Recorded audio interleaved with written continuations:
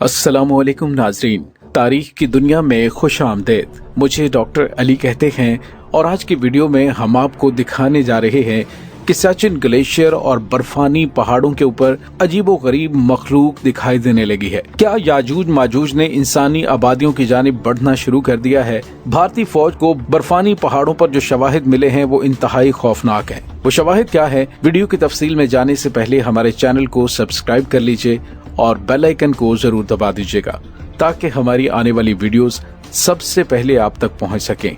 और comment section में पाक फौज जिंदाबाद का नारा कमेंट जरूर कीजिएगा और हमें ये भी बताइएगा कि आप क्या समझते हैं कि ये मखलूक क्या है। नाज़रीन, कुर्रा अर्ज की बुलंद तरीन चोटी को हिमालय के गिरदोनवाह में सदियों से एक इंसान नुमा हैवान का जिक्र चला आ रहा है जो कि 10 फीट से ज्यादा लंबा होता है और उसके जिस्म पर लंबे घने बाल होते हैं।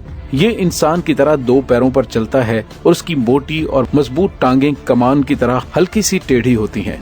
इस नोकीले दांतों वाले हैवान का चेहरा इंसान से मुशाबे होता है, लेकिन उसके कदमों के निशानात आम इंसानी कदमों से बहुत ज्यादा बड़े होते हैं।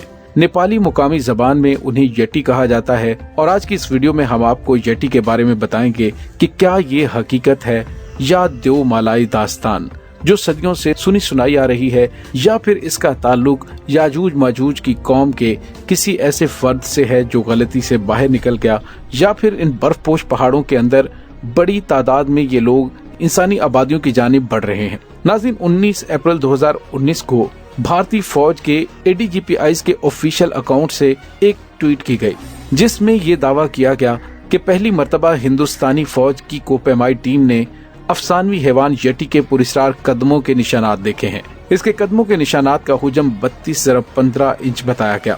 उस ट्वीट में ये भी कहा गया कि ये बर्फानी इंसान के कदमों के निशानात हैं। 9 अप्रैल को मिकालो बेस कैंप के करीब ये देखे गए थे।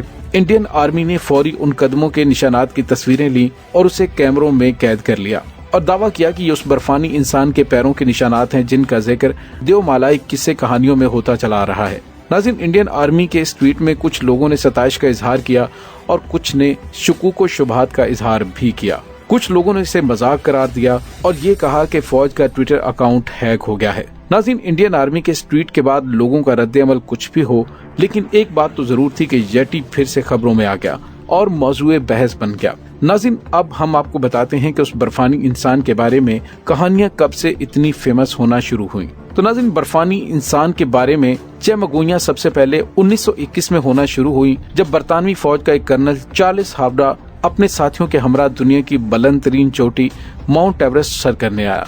कर्नल और उसके साथियों ने एक जगह कैंप लगाया तो उन्हें दूर बड़े बड़े से साइज चलते फिरते दिखाई दिए। अगले रोज उन लोगों ने 5000 फीट बुलंदी पर इस मुकाम पर पहुंचकर एक ऐसा मंजर देखा जो उन्हें खौफजदा करने के लिए काफी था। बर्फ में जिन्नाती कदमों के निशान नजर आ रहे थे। उनके हमरा मुकामी लोगों ने फौरन ही निशानात को पहचान लिया। उन मुकामी अफराद के बकौल ये बालों वाले इंसान नुमा जानवरों के नकूश हैं जिनसे वो और उनके आबा अजदाद बहुत खौफजदा रहते थे। कर्नल चार्ल्स हावर्ड जब वहाँ से वापस आए तो उन्होंने ये खबर अखबारात को दी कि उन्होंने बर्फानी आदमी देखा है। उस बर्फानी इंसान को यटी के नाम से जाना जाता है। नाज़रीन, जहाँ कुछ लोग यटी से इस कदर खौफजदा हैं, वहीं कुछ ऐसे लोग भी हैं जो उसकी पूजा करते हैं। जी हाँ, ठीक सुना आपने। दरअसल तिब्बत में बुद्ध मत के मानने वालों के नजदीक यटी को एक मुकद्दस मखलूक समझा जाता है। मशहूर ये है कि लोग इस जानवर की हड्डियों की पूजा करते हैं और इसकी खाल और बाल उनके पास बतौर तबर्रुक मौजूद है। बाज लोगों की राय है कि ये खाल दरअसल मुकामी भेड़ बकरियों की होती है। बुद्ध मत के मानने वाले इसके तकद्दुस का हवाला यूं देते हैं कि ये मखलूक कभी बदकार और बदफितरत आदमी को नजर नहीं आती। इसे सिर्फ शरीफुल नफ्स और नेक लोग ही देख सकते हैं। नाज़रीन, ये भी कहा जाता है कि एक बार सिकंदर आजम ने भी इस बर्फानी इंसान से मिलने की ख्वाहिश का इजहार किया था। 326 कबले बसी में जब सिकंदर आजम वादी सिंध को फतह करने के लिए निकला तो इसने यटी के बारे में बहुत सी कहानियां सुनी, जिसके बाद उसने यटी से मुलाकात करने और उसे देखने का मुतालबा किया। लेकिन मुकामी लोगों ने उसे बताया कि वो यटी को उससे मिलवाने नीचे जमीन पर नहीं ला सकते क्योंकि वो ऊंचे ऊंचे पहाड़ों का बासी है। अगर उसे नीचे जमीन पर लाया गया तो वो जिंदा नहीं रह पाएगा। नाज़रीन, यटी के बारे में किस्सा कहानियां इस कदर मकबूल हुई कि 1950 की दहाई में नेपाली गवर्नमेंट ने यटी के शिकार के लिए लाइसेंस जारी कर दिया। जो कोई भी यटी का शिकार करना चाहता था इसे 400 पाउंड का लाइसेंस बनवाना पड़ेगा, जिसके बाद एक लाइसेंस पर वो सिर्फ एक यटी का शिकार कर सकता है। दूसरे शिकार के लिए उसे एक और लाइसेंस खरीदना होगा। लेकिन आज तक कभी इस मामले में किसी को कोई कामयाबी नहीं मिली। किसी ने आज तक जिंदा या मुर्दा यटी नहीं पकड़ा। नाज़रीन, ये बर्फानी इंसान एक मुअम्मा बन चुका है। ये एक हकीकत है या फिर किसी जानवर की कोई किस्म है, इसका जवाब जानने के लिए बहुत सी रिसर्च की गई है। यटी पर तहकीक करने वाले पहले साइंसदान जर्मन प्रोफेसर अर्नट शेफर थे, जिनको हैंस हिमलर जो नाजी पार्टी के अहम रुकन थे, उन्होंने 1938 में यटी पर रिसर्च करने पर लगाया था। अपनी रिसर्च के आखिर में शेफर इस नतीजे पर पहुंचे कि यटी हकीकत में तिब्बती रीछ था, कोई बर्फानी इंसान नहीं था। इसके बाद मुख्तलिफ अदवार में बहुत सी और रिसर्च भी की गयी। 1960 में माउंट एवरेस्ट सर करने वाले पहले आदमी सर एडमंड हिलरी ने यटी के शवाहिद मिलने का दावा किया। उन्होंने कहा कि इन्हें वो चीज मिल गई है जिसके बारे में दावा किया जाता है कि वो इंसान नुमा जानवर की खोपड़ी है। लेकिन बाद अज़ां उस पर मजीद रिसर्च के बाद साइंसदानों ने कहा कि ये हेलमेट नुमा चीज दरअसल एक सैरों से बनाई गई है, जो कि एक बकरी जैसा हिमालयी जानवर है। इसके अलावा दोस्तों 2008 में अमेरिकी साइंसदानों ने चंद बालों का तजिया किया था जिनके बारे में कहा जाता था कि ये यटी के हैं। ये बाल उन्हें शुमाल मशरक की रियासत मेघालय से मिले थे, लेकिन टेस्ट के बाद मालूम हुआ कि ये बाल दरअसल एक पहाड़ी बकरी के हैं। 2013 में एक बरतानवी साइंसदान ने कहा कि उनकी तहकीक से साबित हुआ है कि हिमालय का देवमालाई देवहैकल इंसान दरअसल भूरे रीछ की एक किस्म से ताल्लुक रखता है। ऑक्सफोर्ड यूनिवर्सिटी की जेनेटिक्स के प्रोफेसर ब्रायन साइकस ने बालों के नमूनों में डीएनए का तजिया करके मालूम किया कि ये डीएनए मुमकिना तौर पर एक कदीम किस्म के भूरे और बर्फानी रीछ की नस्ल का है। प्रोफेसर ब्रायन ने कहा कि लोगों में यटी या माइटी हिमालयन मैन के बारे में गलत फहमी इसलिए पैदा हुई कि ये जानवर बर्फानी रीछ और भूरे रंग की नस्ल से ताल्लुक रखता है। इसके अंदर बर्फानी रीछ और भूरे रीछ दोनों की बहुत सी खुसूसियात मौजूद हैं। प्रोफेसर साइकस ने 2 गैर शनाख्तशुदा जानवरों के बालों के नमूनों पर डीएनए टेस्ट किया। एक का ताल्लुक शुमाली भारतीय रियासत लद्दाख से था, जबकि दूसरा नमूना 1300 किलोमीटर दूर मगरबी भूटान से था। इन नमूनों से हासिल शुदा डीएनए को दूसरे जानवरों के डीएनए के डेटाबेस से मिलाया गया।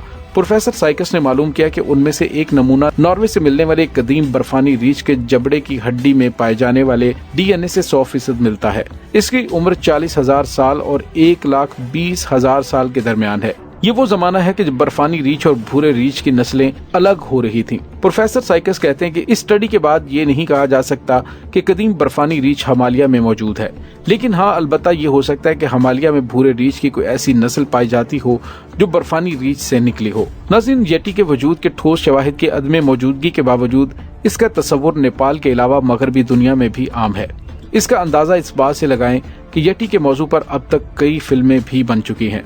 लेकिन नाज़रीन, क्या कभी आपने इस पहलू की जानिब सोचा कि क्या यटी इंसान नुमा ये जानवर याजूज माजूज कौम का बिछड़ा हुआ कोई फर्द हो सकता है, या फिर आहिस्ता आहिस्ता ये आजाद होना शुरू हो चुके हैं और इंसानों की आबादी पर हमला करने के लिए कहीं मुनज़्ज़म हो रहे हैं। नाज़रीन, इसके बारे में अभी कुछ भी कहना कबल वक्त है, लेकिन कुरान पाक से ये बात साबित है कि याजूज माजूज की कौम हकीकत में मौजूद है और कयामत के करीब उसको आजाद कर दिया जाएगा। इस तमाम सूरत हाल के बारे में आप क्या समझते हैं, आपके क्या ख्याल है?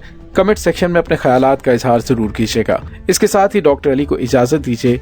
अल्लाह वारिस।